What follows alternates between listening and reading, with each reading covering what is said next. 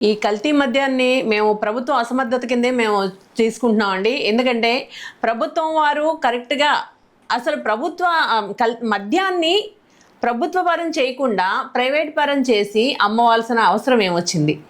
గత ప్రభుత్వంలోని 16,000 మంది ఉద్యోగస్తుల్ని పెట్టి ఒక టైం లిమిట్ పెట్టి రేట్లు పెంచి మద్యం తాగాలంటే భయపడే విధంగా రేట్లు పెంచి గత ప్రభుత్వం జగన్మోహన్ రెడ్డి గారి ప్రభుత్వానికి ఆదాయం వచ్చే విధంగా మద్యాన్ని విక్రయిస్తే ఈ కూటమి ప్రభుత్వం అధికారంలోకి వచ్చే ముందు నాణ్యమైన మద్యాన్ని అందిస్తాము మీకు అని అప్పట్లోని జగన్మోహన్ రెడ్డి గారు చీప్ బ్రాండ్స్ తీసుకొచ్చారని చెప్పేసి ఆయన అమ్మిన బ్రాండ్ల వల్ల 30,000 మంది చనిపోయారని నానా రకాలుగా యాగి చేసి మీకు మంచి బ్రాండ్లు తీసుకొస్తాం, నాణ్యమైన మద్యాన్ని అందిస్తామని అధికారంలోకి వచ్చిన ఈ కూటమి ప్రభుత్వం ఈరోజు చేస్తున్నదేంటి? ఎక్సైజ్ ఆఫ్ స్టేషన్కి కూతవేటు దూరంలోనే కల్తీ మద్యం తయారు చేస్తున్నారంటే ప్రభుత్వ పెద్దల అండదండలా లేకుండా జరుగుతుందండి ఇదంతాను. పైగా ఆ కల్తీ మద్యం తయారు చేస్తున్న వాళ్ళు ఎవరండి?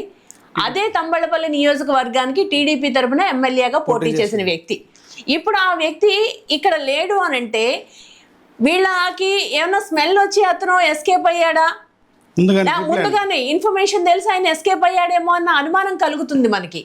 ఎందుకంటే నిన్న చూసాం మనం, ఈరోజే అనుకుంటా పేపర్లో చూశాను, కల్తీ మద్యాన్ని పట్టుకున్న సిఐ గారిని ట్రాన్స్ఫర్ చేశారంట.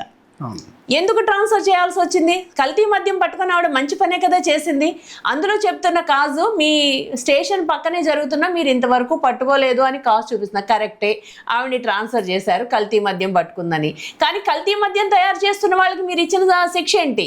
ఆఫ్టర్ ఆల్ మీ టీడీపీలోని వాళ్ళ కార్యకర్తలుగా మీరు సస్పెండ్ చేస్తే ఎంత, చెయ్యకపోతే ఎంత? What is the punishment? వాళ్ళని అరెస్ట్ చేశారా? వాళ్ళ తమ్ముడిని తీసుకొచ్చారు. మరి మెయిన్ సూత్రధారి మీ పార్టీ తరపున ఎమ్మెల్యేగా పోటీ చేసిన జనార్దన్ రావు అన్న వ్యక్తి ఏమయ్యాడు? అతన్ని పట్టుకోవడానికి ఏ విధమైన ప్రయత్నాలు చేస్తున్నారా? అది చెప్పండి. ఇదైతే ఈ కల్తీ మద్యం అన్నది చిత్తూరు నుంచి శ్రీకాకుళం వరకు వ్యాపించిందని ఇప్పుడు మనం చూస్తున్నాం. ప్రతి చోట డంపులు దొరుకుతున్నాయంటే ప్రభుత్వ పెద్దల అండదండలు లేకుండా ఇంత భారీగా జరగదు కదా.